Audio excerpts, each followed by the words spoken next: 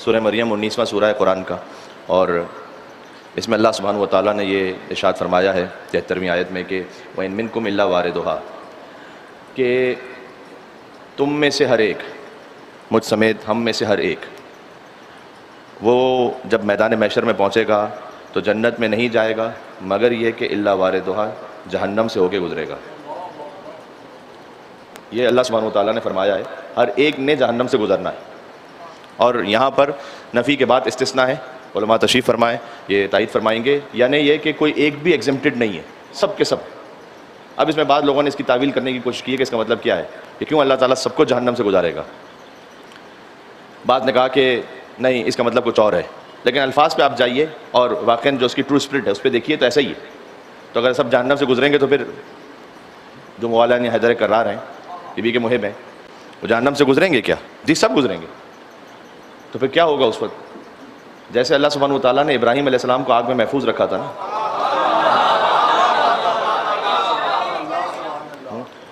جیسے ابراہیم علیہ السلام کو اللہ سبحانہ وتعالیٰ نے آگ میں محفوظ رکھا، اور خود یا نار کونی بردن وسلاما علی ابراہیم، اے آگ تو ٹھنڈی ہو جائے اور سلامتی ہو جائے ابراہیم کے لیے۔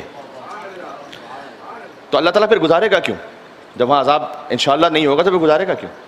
اس لیے کہ جب ایک مومن جو جنت میں جانے والا ہے وہ بھی جب جہنم سے گزرے گا تو کم سے کم اسے اس بات کا شکر ہو کہ اگر میں نے توحید کو نہ مانا ہوتا یا رسالت کو نہ مانا ہوتا یا ولایت کو نہ مانا ہوتا، جب تک آپ کسی چیز کو دیکھتے نہیں اس وقت تک اس کا احساس نہیں ہو پاتا، تو اللہ تعالیٰ ایک احساس کے ساتھ گزارے گا تاکہ جب جنت میں پہنچو تو جنت کی قدر ہو۔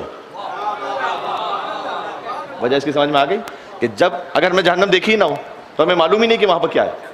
اس لیے اللہ تعالیٰ نے یہ کہا کہ وَإِن مِّنكُمْ إِلَّا وَارِدُهَا، فرمایا کہ عَلَىٰ رَبِّكَ حَتْمًا مَقْضِيًّا، اللہ سبحانہ وتعالیٰ نے اپنے اوپر یہ طے کر لیا ہے، حتمی ہے کہ ایسا ہوگا، یعنی اس میں کوئی ڈاؤٹ نہیں ہے۔ تو پروردگار کیوں کر رہا ہے تو ایسا؟ اس لیے کہ ہر ایک کو وہ احساس دلوائے اور پھر اس کے بعد جا کے قدر ہو۔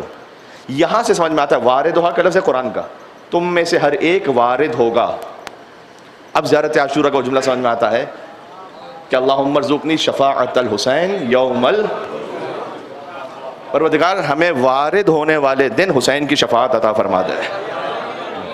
جب مل کے صلوات بیتے ہیں، شفاعت ابا عبداللہ الحسین علیہ السلام۔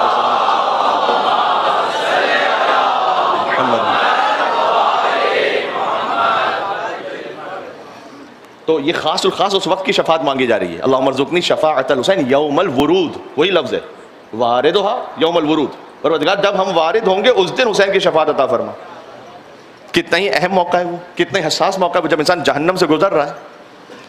اب میں اس فقرے سے استفادہ کرتے ہوئے یہ سمجھ رہا ہوں کہ ہم تو اگر وہاں سے بھی جہنم سے بھی گزر رہے ہوں گے تو یا حسین یا حسین یا حسین کہتے ہوئے جنت کی طرف آگے بڑھ رہے ہوں گے انشاءاللہ سے۔ ایک اور مل کے سلوات بھی تو نام ہے ابا عبداللہ الحسین علیہ السلام۔ اللہم صلی علی۔